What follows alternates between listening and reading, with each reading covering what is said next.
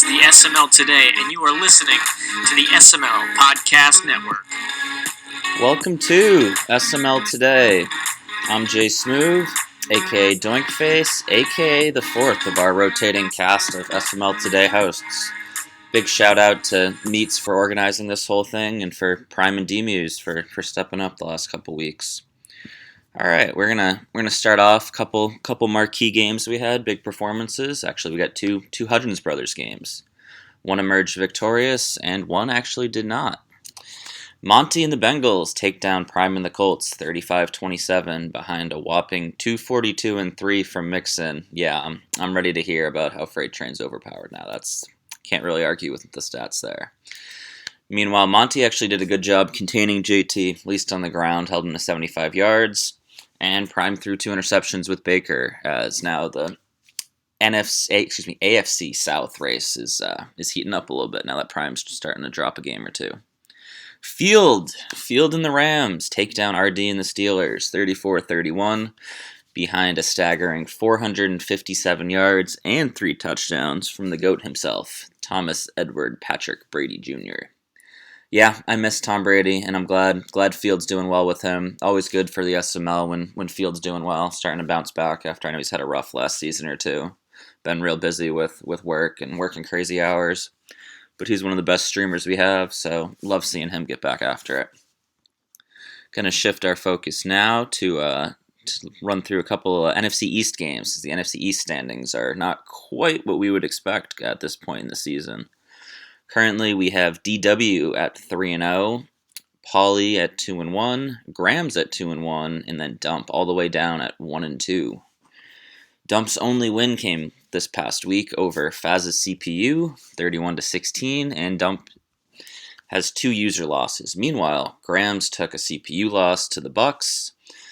However, he's 2-1 with 2 wins over users, so big shift in the who's who of the NFC East, and that's a storyline to keep an eye on.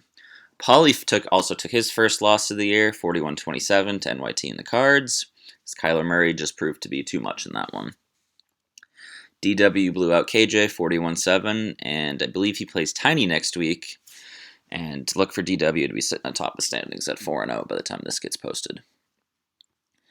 Moving to the NFC North, Finns with a marquee win over Noel. That's a big win for him as he moves to 1-2, 31-28.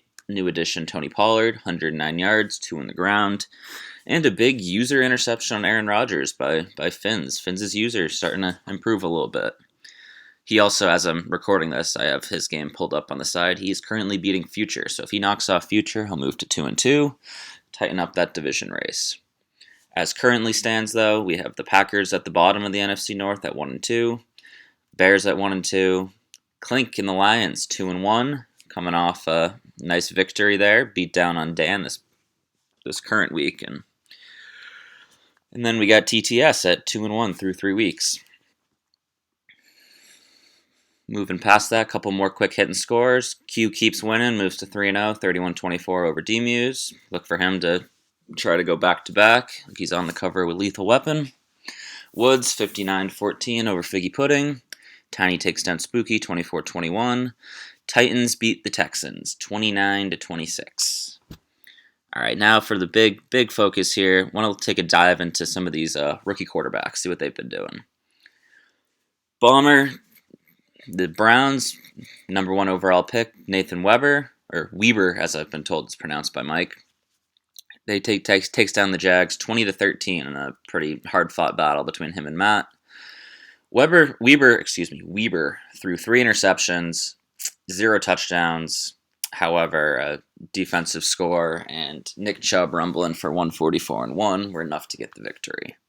Note these 3 interceptions from Weber. He has 7 interceptions on the year and 6 touchdowns. 7 touchdowns and 6 interceptions. He is the only one of the 4 early to mid first round quarterbacks that has a positive touchdown to interception ratio. Poor Mike FML is struggling with his new rookie, McDaniel. McDaniel's 91 speed. I believe he just got a 2 throw power upgrade, so he's at 93 throw power now. 80s for the accuracies, but that's just helping him throw interceptions faster, as NYT astutely pointed out. Dolphins fall 44-14 to Meats and the Chargers. As I already mentioned, TTS got the win over Colt and the Broncos. This was on behalf of Theo Lewis, number 3 overall draft pick, throwing 3 interceptions. Note the trend here with all these rookie quarterbacks, just throwing pick after pick after pick. Lewis has a negative touchdown interception ratio on the year, and we'll see if Colt's able to turn that around moving forward. Last of the rookie quarterbacks, we have, I believe he went around 10th overall, give or take.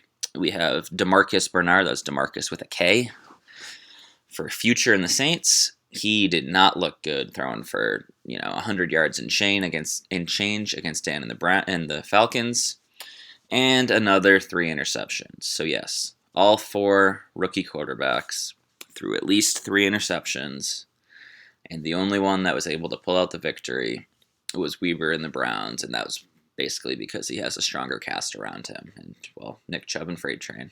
I'm ready to hear it. So, yeah, I think it's going to be an adjustment period for all 4 of these guys. I know Mike's been really struggling as he only has about 3 touchdowns with McDaniel to 12 interceptions, and that's not where you want to be, but it does take some time adjusting to new throwing motions, adjusting to, differing accuracies, timing windows, that sort of thing. Plus, with the speedy quarterbacks, he opens up some rollout opportunities. I'd look for Bomber to really start playing it safe with Weaver as he continues to try to win games. And I look for Mike just to keep slinging it with McDaniel, kind of similar to what Matt did with Trevor Lawrence last year, just working on the passing game, got nothing to lose at this point, might as well sling it. All right, that does it for SML today. Thank you guys for tuning in. We will see you next week.